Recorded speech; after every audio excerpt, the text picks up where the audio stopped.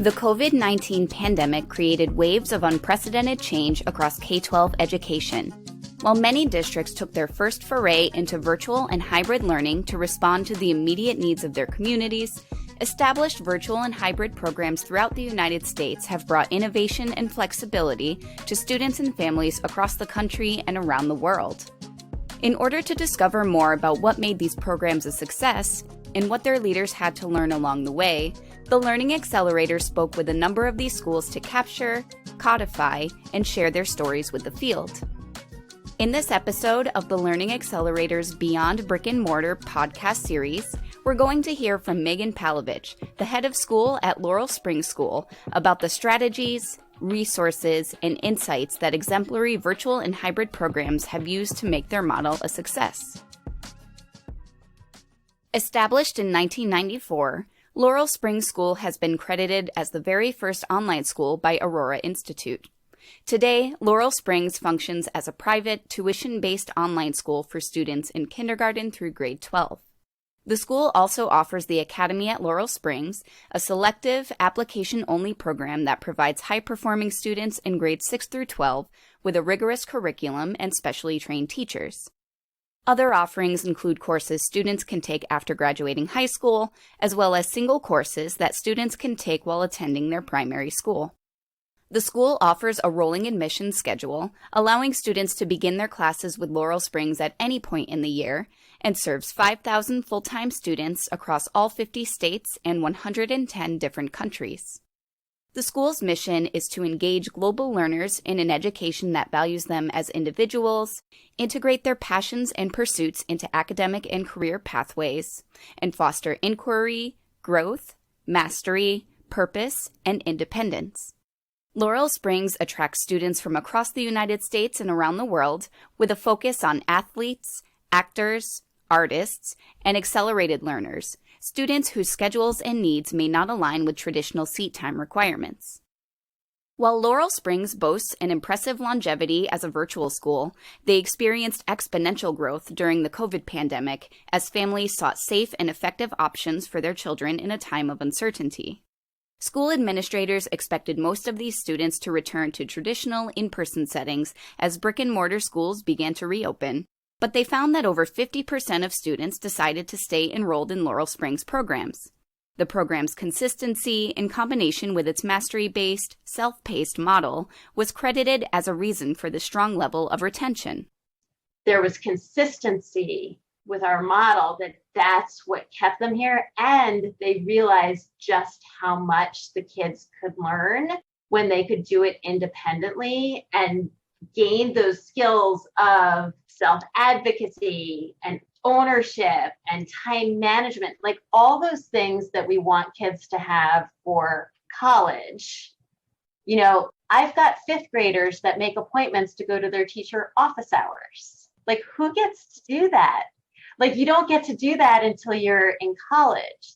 So when you start realizing that kids can work at their own pace, in their own space, and they're not bound to the 7.5 hours a day, Monday to Friday, and now have 7 days a week, 24 hours a day, what can your schedule look like?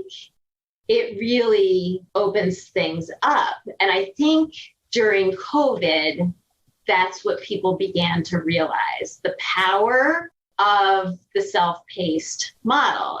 The parents really saw their kids become very independent. And I think that's what we all want as teachers and as parents, is to see that. With Laurel Springs' fully asynchronous model, teachers work to differentiate instruction for students and create a learning experience that is best suited to each individual student based on their preferences, strengths, and interests. Students at Laurel Springs are not given hard deadlines, but rather a more flexible schedule that allows students to get their work done on their own schedule, all while challenging and engaging students in curriculum, projects, and learning experiences that are tailored to them. People always ask me, what's your student-teacher ratio? It's really 1-to-1 because they're not teaching a classroom. So for the teacher to be able to go into the content and then be able to leave authentic feedback for that student that is either written, audio, or video, whatever modality, works best for that kid. You don't get that in a brick and mortar school.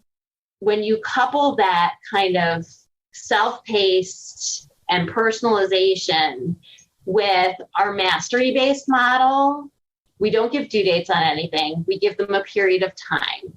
So, you have 5 months for a semester. It is your job as a student to be able to finish it. We give you suggested due dates, but I'm not going to take 5 points off for a late assignment. I want you to be able to work at your own pace.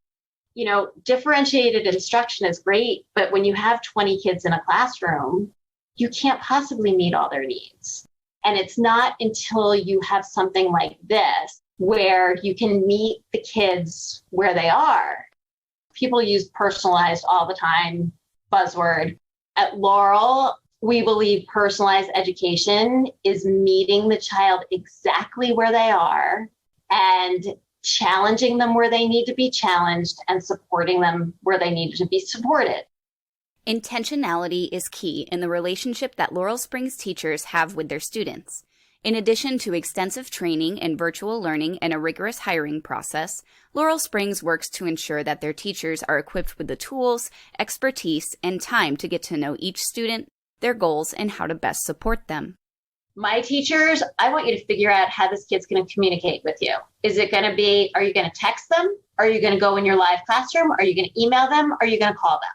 You personalize to their mode, and that's how we do it.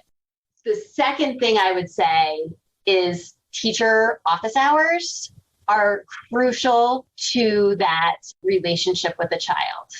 My teachers have 2 hours of office hours a day. If a kid's in a completely different time zone, I want them to advocate for themselves and say, hey, can't meet that. Can you meet? They'll meet. And the teachers need to be trained that in those office hours, they are not giving out answers.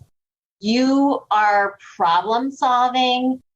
They are truly the guide on the side that is helping to support them as they're learning how to learn. The third thing that I think is pretty cool about what we do that would be awesome if districts could do, we have a live help room open 15 hours a day. So I've got teachers and department chairs that staff it. So think about when you're online shopping and you need help with something, like you can get help immediately. If the teacher is not available, what we realized is kids will email their teacher and stop working, right? So I want them to go to the office hours, teacher's not there. I want them to go to LSF Live and get help there. And if they can't find someone to help them, I want that teacher to move them on to something else. Let me look in your grade book. Oh, you have this assignment coming up. How much work have you done on that?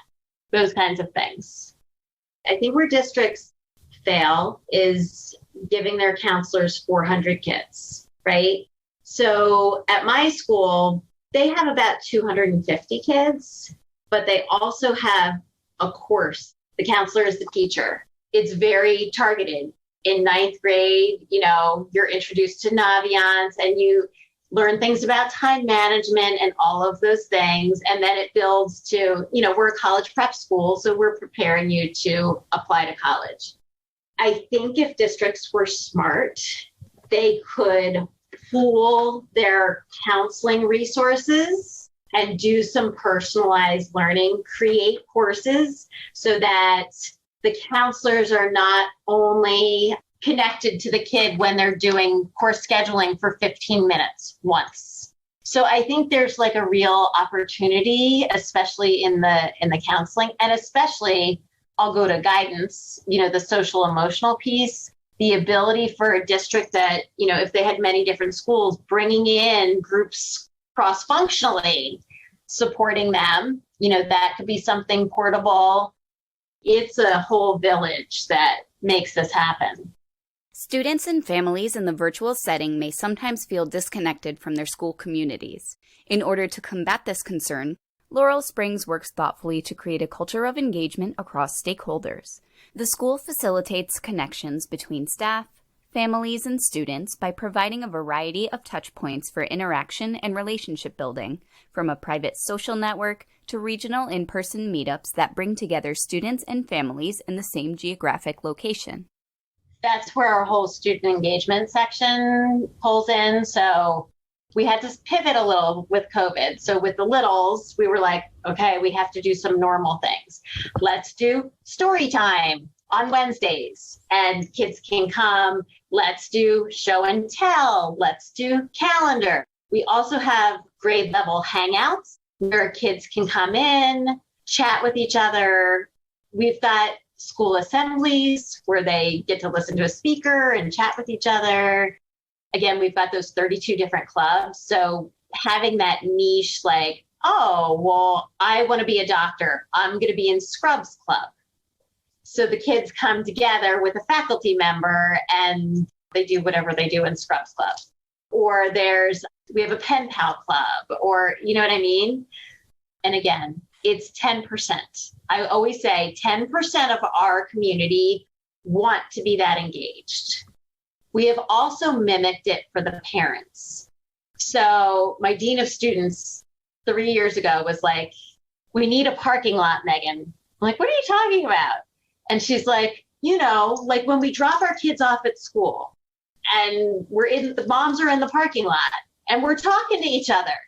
We need a parking lot. So we created community connections where they have a room like this and we kind of separate them by grade bands, lower, middle, upper, and parents have time to connect. We're not controlling it. We just gave them the space.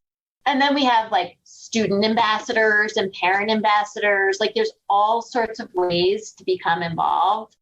We do have a private social network for grades 7 through 12, which is completely monitored by a company. They can friend each other. There can be a little group. So it's like the way they connect anyway. I think they do that now more than in person. As the world reeled from the COVID pandemic, more students and families sought out high-quality virtual and hybrid education than ever before.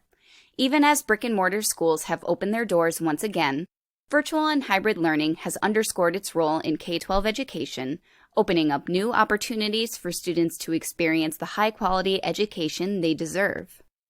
Laurel Springs School proved to be a reliable, flexible option for students and their families during the pandemic and well before.